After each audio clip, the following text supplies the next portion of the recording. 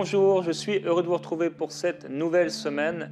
Cette semaine va être un peu spéciale avec un nouveau concept et nous vous proposons pendant cette semaine des émissions sur la gestion de votre temps et de vos priorités. C'est tellement important pour l'enfant de Dieu de gérer son temps d'une façon divine et intelligente. Et l'apôtre Paul, dans sa lettre aux Éphésiens, écrit après nous avoir encouragés à examiner ce qui est agréable au Seigneur, il dit « Veillez donc avec soin sur votre conduite, non comme des fous, mais comme des sages. Rachetez le temps, car les jours sont mauvais. C'est pourquoi ne soyez pas sans intelligence, mais comprenez quelle est la volonté du Seigneur. » Pour l'enfant de Dieu, il est primordial, fondamental de bien gérer son temps et de racheter le temps. Et je veux vraiment vous encourager à suivre toute cette série en entier. Je crois que ça va avoir un impact dans votre vie. Et même s'il y a beaucoup de conseils pratiques, et merci Seigneur pour les conseils pratiques, je crois que ça va aussi avoir un impact sur votre vie spirituelle, peut-être même votre intimité avec Dieu, votre communion avec le Seigneur. En tout cas, ça touche tellement de domaines. Et nous sommes heureux aujourd'hui d'avoir un invité pendant cette semaine, Mathieu Desroches, un spécialiste de la gestion du temps. Alors Mathieu, j'ai entendu plusieurs fois des messages que tu as apportés sur la gestion du temps. Tu es déjà venu à MCI. Et aujourd'hui, pendant cette semaine, on va t'avoir comme invité. Donc, je te laisse la parole et moi, je ferai la partie prière. Merci Jérémy et bonjour à tous. Vraiment très privilégié et honoré d'être ici à Prière Inspirée. Vous devez savoir que je suis moi-même un fidèle auditeur de l'émission et quotidiennement, dans mes moments de dévotion, j'écoute Prière Inspirée et je suis à chaque fois encouragé, parfois défié et même corrigé par la parole de Dieu qui est apportée ici dans cette émission. Donc, c'est vraiment un honneur de pouvoir contribuer cette semaine. Et cette semaine, évidemment, on va parler de mon domaine d'expertise, la gestion du temps. Et l'objectif de cette semaine d'émission, c'est de vous aider à mieux gérer votre temps, mais surtout de le gérer d'une façon biblique, d'une façon qui honore Dieu. Alors, on va voir énormément de choses ensemble, autant des trucs bibliques, mais autant des trucs pratiques pour vous aider dans ce domaine-là. Et je commencerai d'entrée de jeu par dire que la gestion du temps, c'est d'abord et avant tout une question de décision. Vous savez, le temps, c'est une ressource qui est intangible. Tu ne peux pas gérer le temps à proprement dit. Mais ce que tu peux faire dans ton quotidien, c'est décider qu'est-ce que tu vas faire avec ton temps, avec ton heure, ta journée, ici, maintenant, aujourd'hui. Quand on parle de quelqu'un qui gère bien son temps, on parle de quelqu'un qui, en réalité, a appris à optimiser ses jours et même ses heures, ses minutes. Parce que la gestion du temps, en fait, le temps, de quoi est-ce qu'il est constitué? Il est constitué de minutes, d'heures, de journées, de semaines, de mois. Donc, le fait de bien gérer son temps, en fait, c'est quelqu'un qui apprend à faire une utilisation optimale de chaque minute et de chaque heure qui est à sa disposition. Et d'entrée de jeu, en introduction de cette semaine d'émission, j'aimerais te poser une question, à savoir, est-ce que tu investis ton temps sur les bonnes choses? Ou autrement dit, est-ce que tu fais une utilisation optimale du temps qui est à ta disposition?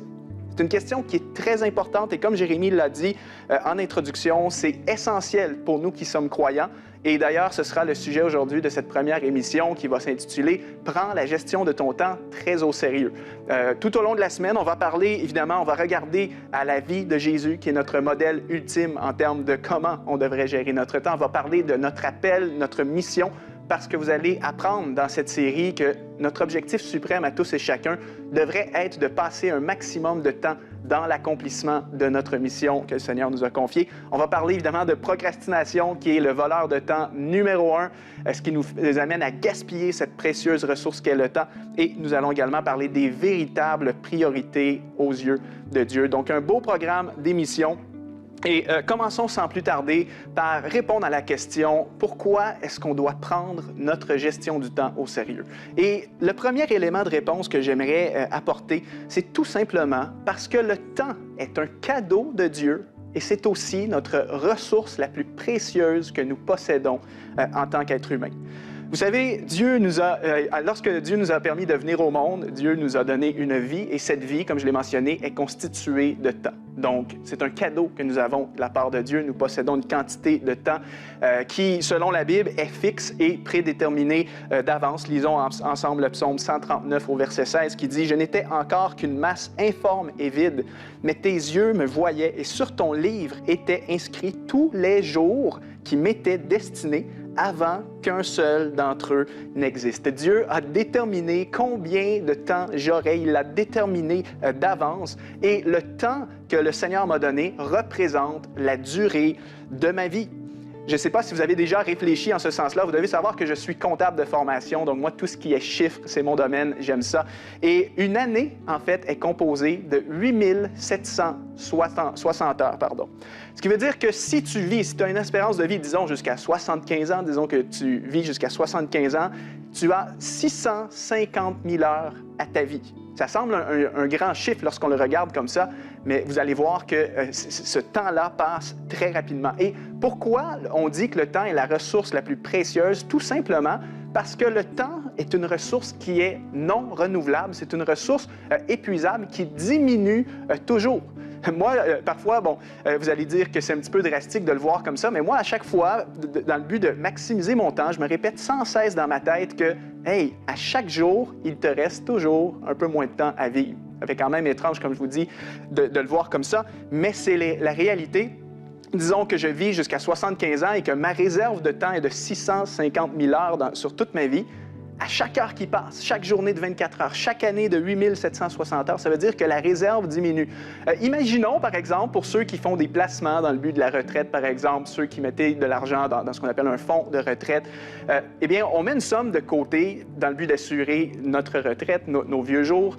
Mais en fait, la bonne nouvelle, c'est que cette somme qu'on place de côté va générer des intérêts. C'est-à-dire que la somme va constamment croître, grandir en raison des intérêts qui s'accumulent. Ce qui veut dire que si j'ai 200 000 € de côté pour ma retraite, ce 200 000 € va éventuellement devenir 300 000 € grâce à la puissance des intérêts.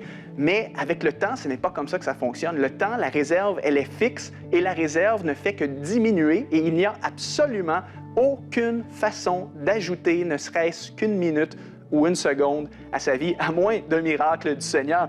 Mais la réalité, c'est que notre temps diminue de jour en jour et c'est pourquoi il faut chercher à faire une utilisation optimale de ces journées, de ce temps-là, parce que chaque journée qui vient de s'écouler, chaque mois, chaque année qui vient de s'écouler est une année qui est perdue à jamais.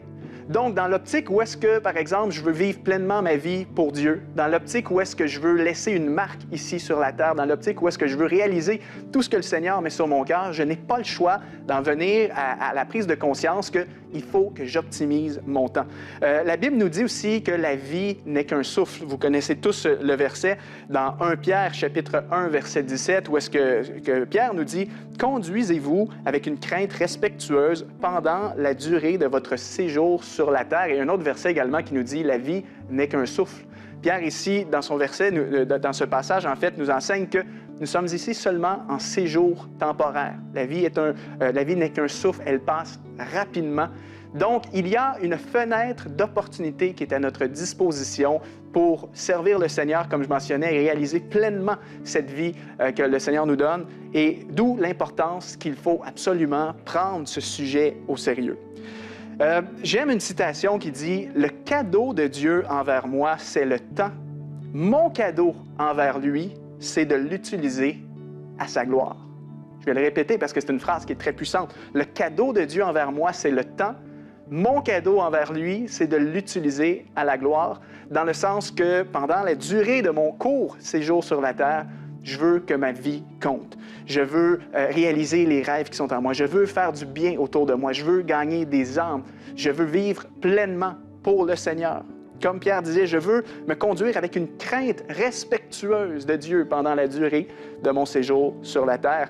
Et à cause de ça, parce que mon temps est limité, je n'ai pas une journée ni même une seconde à perdre. Tout comme avec mes finances, je n'ai pas 1 000 € à perdre. Je vous pose la question, aurais-tu 1 000 € que tu serais prêt à perdre comme ça, sans rien faire et tout ça? Probablement que non. Je suis certain que la réponse est non. Il n'y a pas personne qui serait prêt à gaspiller sans même regarder 1 000 €. bien que parfois avec nos finances, on a parfois des mauvaises habitudes, mais ça c'est un autre sujet, peut-être une autre série d'émissions. Mais personne n'est prêt à gaspiller son argent de la même manière, et je dirais même encore plus, on ne devrait pas être prêt à gaspiller ne serait-ce qu'une heure de notre vie. Il faut maximiser notre temps. Et si seulement ça s'arrêtait là, mais ce n'est pas le cas, il n'y a pas que le facteur temps qui compte, il y a aussi le facteur énergie. Comme je disais, notre vie est constituée d'un nombre d'années. Et disons encore une fois que je vis jusqu'à 75 ans, eh bien, j'aimerais vous dire que peut-être quand je vais être âgé de 70 ans et plus, peut-être que je vais commencer à voir mon énergie diminuer. Il va peut-être y avoir des bobos, des douleurs dans mon corps. Je n'aurai plus la forme que j'avais dans ma vingtaine, à moins que miraculeusement le Seigneur me préserve et renouvelle constamment mes forces, mon énergie, ce qui est tout à fait possible. Mais la réalité nous montre que plus on vieillit, plus l'énergie diminue, ce qui veut dire qu'on n'a pas non plus la même vitalité que lorsqu'on avait 30 ans, 40 ans. Donc, en plus de voir ce temps qui est limité, il y a aussi l'énergie qui est limitée. Alors, c'est pourquoi si en ce moment, tu as 30 ans, tu as 20 ans, 50 ans, peu importe, ou 60 ans, il faut vraiment que tu aies cette optique que, wow, mon temps est court et il s'épuise, il diminue de jour en jour. C'est pourquoi je veux le mettre au service du Seigneur, je veux l'utiliser à bon escient pour la gloire de Dieu, la réalisation des choses que le Seigneur me demande de faire. Donc, c'était le premier élément de pourquoi tu dois prendre ta gestion du temps très au sérieux. C'est parce que c'est un cadeau de Dieu, littéralement, et c'est une ressource qui est extrêmement rare. En fait, c'est ta ressource la plus précieuse. Donc, il ne faut pas le gaspiller.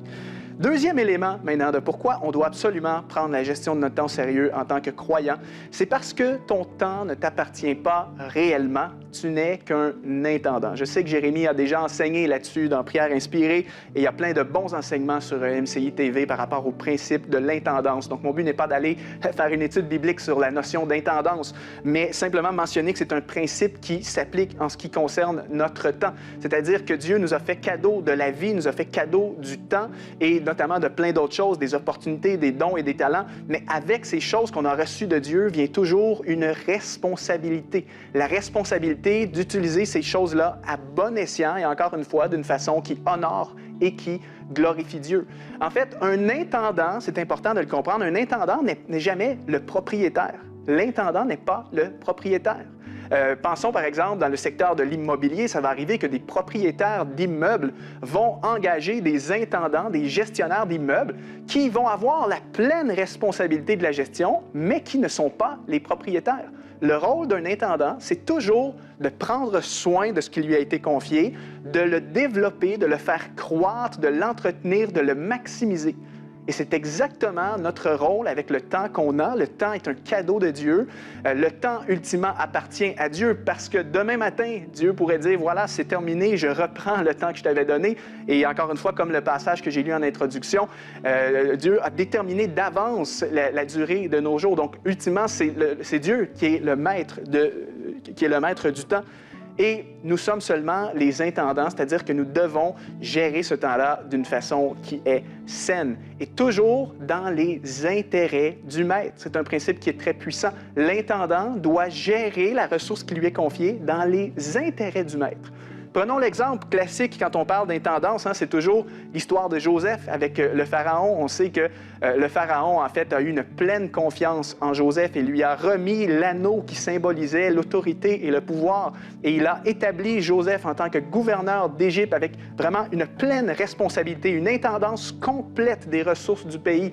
Mais la responsabilité de Joseph, c'était pas que, bon, demain matin, tu deviens propriétaire de l'Égypte, absolument pas. Tu deviens seulement l'intendant. C'est-à-dire que tu dois maximiser les ressources, tu dois les faire croître, les faire grandir. Et bon, on connaît l'histoire avec Joseph, les choses se sont bien passées pour lui, gloire à Dieu. Il a réussi, Dieu était avec lui et il a eu une faveur complète auprès du Pharaon. Mais imaginons l'inverse. Imaginons que Joseph avait été un mauvais intendant. Imaginons que Joseph avait échoué dans son rôle de gestionnaire. Probablement que le Pharaon l'aurait mis de côté et peut-être même réprimandé à cette époque-là. Le Pharaon et tout ça, c'était sérieux. Parfois, on aurait pu le mettre à mort à cause d'une mauvaise gestion, par exemple. Donc, l'intendant doit toujours gérer la ressource dans l'intérêt du maître. Ce qui nous ramène à la gestion du temps, étant donné que nous sommes les intendants de cette ressource temps que le Seigneur nous a confiée, on doit gérer celui-ci dans les intérêts de notre Maître, qui est le Seigneur. Et comment on fait pour savoir quels sont les intérêts du Seigneur par rapport à l'utilisation de notre temps? Bien, on le trouve dans la Bible, bien évidemment. Et pendant cette série d'enseignements, dans les prochains jours, je vais également pouvoir vous apporter certains éléments d'études bibliques pour qu'on comprenne quels sont les intérêts du Maître. Qu'est-ce que Dieu veut que je fasse avec mon temps? Quelle serait la bonne façon de gérer le temps d'une manière qui honore mon Maître? Alors, je dirais, et en terminant tranquillement, on va aller à la prière dans quelques instants, que le point de départ d'une saine gestion du temps, c'est de comprendre que nous sommes les intendants et que, par conséquent, nous aurons des comptes à rendre. L'intendant a toujours des comptes à rendre. Joseph a eu des comptes à rendre au Pharaon. Le gestionnaire d'immeubles doit rendre des comptes à son propriétaire. Et moi, j'aurai des comptes à rendre au Seigneur au jour du jugement, lorsque je me présenterai devant lui. Le Seigneur va me demander, évidemment, va me poser des questions. Qu'as-tu fait du temps que je t'ai donné?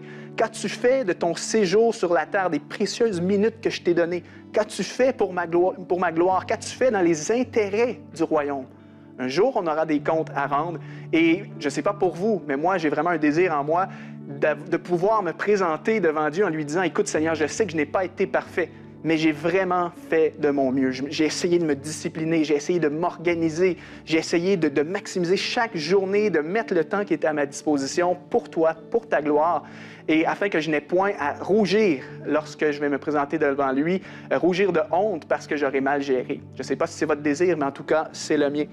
Alors voilà les amis, pourquoi la gestion du temps est essentielle.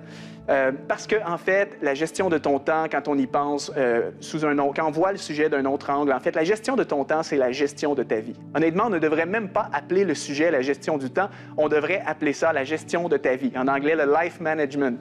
Comment gérer sa vie? Comment faire une utilisation idéale, optimale de chaque journée et du temps qui est devant nous.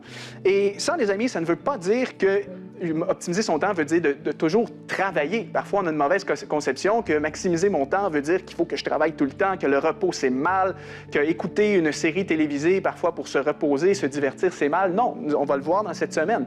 En fait, c'est une question d'équilibre et c'est surtout une question de ne pas gaspiller le temps inutilement sur des choses qui peut-être sont contraires à la volonté de Dieu ou dans des choses complètement futiles qui ne t'apportent absolument rien de positif dans ta vie.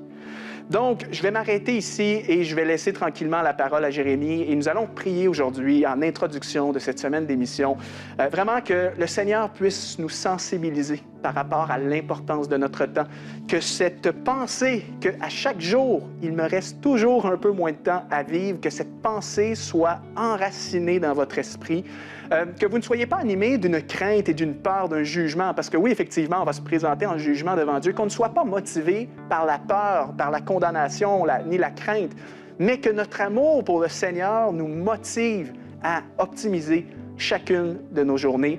Prions également que le Seigneur puisse nous aider à être de fidèles intendants, à prendre les bonnes décisions, parce que gérer son temps, c'est à propos de faire les bons choix, comme je l'ai dit, le choix de qu'est-ce que je vais faire aujourd'hui dans ma journée. Alors, prions que le Seigneur nous aide. Pour tous ceux qui, en ce moment, vous savez que c'est problématique dans votre vie, vous savez qu'il y a des pertes de temps, vous gaspillez vos journées, vous avez peut-être même le sentiment d'avoir perdu des mois ou des années de votre vie dans des choses futiles ou loin de la volonté de Dieu. Je prie que le Seigneur puisse vous donner vraiment une nouvelle perspective aujourd'hui et qu'il puisse peut-être même vous montrer comment vous allez pouvoir racheter le temps. Parce que la bonne nouvelle, c'est que le temps passé est perdu. Il n'y a rien qu'on peut y faire. Mais tu peux racheter le temps futur, le temps qu'il te reste. Dès aujourd'hui, tu peux avoir une prise de conscience et te dire, aujourd'hui, c'est terminé. Oui, j'ai peut-être gaspillé les dernières années de ma vie. Je n'ai pas le sentiment d'avoir accompli la volonté de Dieu. Mais à partir d'aujourd'hui, je me prends en main et par l'aide du Saint-Esprit qui va agir en moi, je vais maximiser mon temps. Alors, prions ensemble. Je vous laisse avec Jérémie. Et on se revoit demain, les amis. Merci beaucoup Mathieu, merci pour ton partage excellent. On va prier sur ce sujet qui m'intéresse énormément. La gestion de notre temps est quelque chose de très important, vous l'avez entendu. Et j'aimerais qu'on puisse avoir un temps de prière ensemble. C'est extrêmement important, frères et sœurs, de savoir gérer notre temps. On a vu que, en fait, gérer notre temps, c'est gérer notre vie. Alors, pendant que Mathieu parlait, j'ai noté quelques sujets de prière.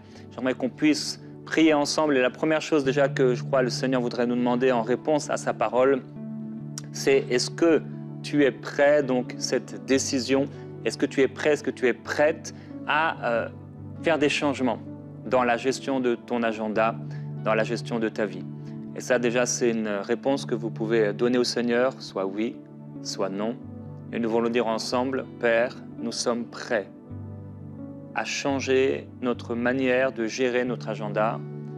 Père, nous voulons vraiment ton inspiration, ta sagesse, ton intelligence pour mieux gérer notre temps. Et Père, je prie pour ton peuple aujourd'hui. On a parlé de tout ce temps gaspillé par rapport à ce capital temps que tu nous donnes. Et je prie, Père Céleste, que alors qu'il y a beaucoup de gaspillage, d'un temps précieux, d'un cadeau que tu nous as donné, je prie qu'aujourd'hui, à partir de la parole qui a été annoncée, de ce temps de prière et de ce qu'on va vivre pendant cette semaine, il y ait des changements profonds dans nos vies par rapport à la gestion du temps. Nous voulons dire ensemble, frères et sœurs, on veut le dire devant le Seigneur, oui, permets-moi de changer la gestion de mon temps, la gestion de ma vie. Merveilleux Jésus-Christ, merci. On veut prier par rapport à l'optimisation de notre temps. Vous pouvez prier maintenant et dire au Seigneur, permets-moi de mieux compter mes jours, de mieux gérer mes tâches, de mieux optimiser mon temps. Prions un instant sur l'optimisation de notre temps, de nos journées. Père, nous prions afin que nous puissions ne pas être distraits, ne pas perdre notre temps, mais pouvoir l'optimiser. Père, ce message que tu nous donnes aujourd'hui pendant cette semaine, c'est un message pratique, c'est un message biblique, c'est un message prophétique. Tu sais comment la gestion du temps est importante. Toi-même, tu as créé la terre, le 7e jour, tu t'es reposé. Et Père, je prie pour ton peuple, pour mon frère, pour ma sœur qui écoute maintenant cette émission, et je prie qu'elle devienne tellement efficace, qu'il devienne tellement efficace dans ce que tu l'as appelé à faire, que de plus en plus son temps soit optimisé. On l'a entendu, Seigneur, ce que tu désires, c'est pas qu'on travaille 24 heures sur 24, mais je prie pour un sain équilibre. Là où il y avait des déséquilibres, trop de distractions, trop de temps perdu, trop de séries télévisées, trop de temps sur le téléphone, etc., etc. Je prie, Père Céleste, qu'il y ait un équilibre divin qui soit mis dans nos vies.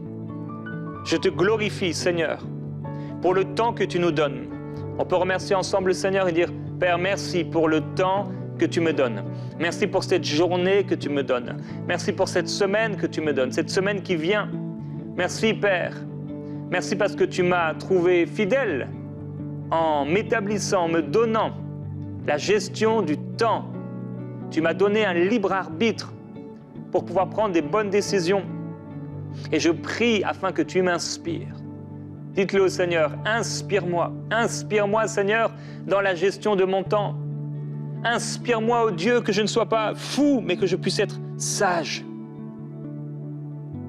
Saint-Esprit, merci. On l'a entendu, si vous vivez 75 ans, vous allez vivre 650 000 heures. On sait que dans peut-être les 15 premières années, on ne va pas forcément être le plus efficace par rapport aux tâches et aux priorités que Dieu nous donne. On va grandir, on va croître. Le temps passe tellement vite. Et Père, je prie vraiment pour une prise de conscience. Une prise de conscience par rapport au temps qui passe. Combien de fois on a entendu des personnes plus âgées dire « Je n'ai pas vu ma vie passer. Le temps passe si vite. » Et Père, je prie même jusqu'aux plus jeunes qui sont en train de prier avec moi maintenant. Tu peux leur donner une sagesse que peut-être leur père n'avait pas. Tu peux leur donner une sagesse que le monde n'a pas. Je prie qu'il y ait une démarcation, comme à l'époque de Joseph justement, comme à l'époque de Moïse, une démarcation entre ton peuple et ceux qui sont perdus. Je prie que ton peuple puisse marcher avec sagesse et intelligence dans la gestion de leur temps. Merci pour l'équilibre au niveau du temps de méditation à l'église, du temps dans la famille, du temps au travail, du temps avec les enfants, du temps avec l'épouse ou l'époux, les frères et les sœurs, du temps de loisirs, de repos. Quel que soit le domaine, Père, je prie pour ton équilibre. À quelqu'un, tu peux dire de gérer son temps d'une telle manière, à l'autre d'une telle manière. Et je prie, Père Céleste, que cette semaine, tu parles à ton peuple. Je prie, Père Céleste, pour des songes. Je te demande, s'il te plaît, de parler à ton peuple, par des songes, par des révélations particulières, par ta parole, qu'elle soit écrite, qu'elle monte dans le cœur, qu'elle pénètre l'intelligence, qu'elle soit donnée par la bouche de Matthieu cette semaine, par la bouche d'un frère, d'une sœur, de quelqu'un. Je prie que ta parole soit annoncée, révélée et reçue et qu'elle amène des changements. Disons au Seigneur, pardonne-moi pour le temps perdu. Tu peux dire au Seigneur, pardonne-moi. Pardonne-moi pour tout le temps que j'ai perdu. Peut-être les années que j'ai perdues. Je veux racheter le temps. Permets-moi d'être un bon intendant, une bonne intendante. Je ne veux pas vivre comme un propriétaire, une propriétaire de ma vie, de mon temps, comme si chaque jour, c'est moi qui devais diriger mes jours. Mais je veux que ce soit toi qui diriges, Seigneur. Dis-le au Seigneur. Permets-moi que ce soit toi qui diriges mes jours. Que tu me donnes tellement de sagesse, d'intelligence, de discernement, que je puisse marcher sans perdre du temps. Précieux Seigneur, que la gestion de mon temps soit pour ta gloire. Dis-le au Seigneur. Que tout ce temps que tu me donnes soit pour ta gloire. Que tout soit pour ta gloire. Père, je prie, alors que nous aurons des comptes à rendre, que personne n'ait à rougir, que personne n'ait à regretter, que personne, par la distraction, par l'amour des choses de ce monde, alors qu'il va se retrouver devant toi,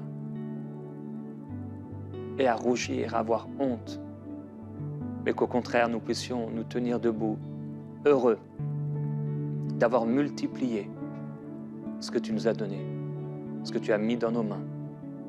Nous te glorifions, Seigneur.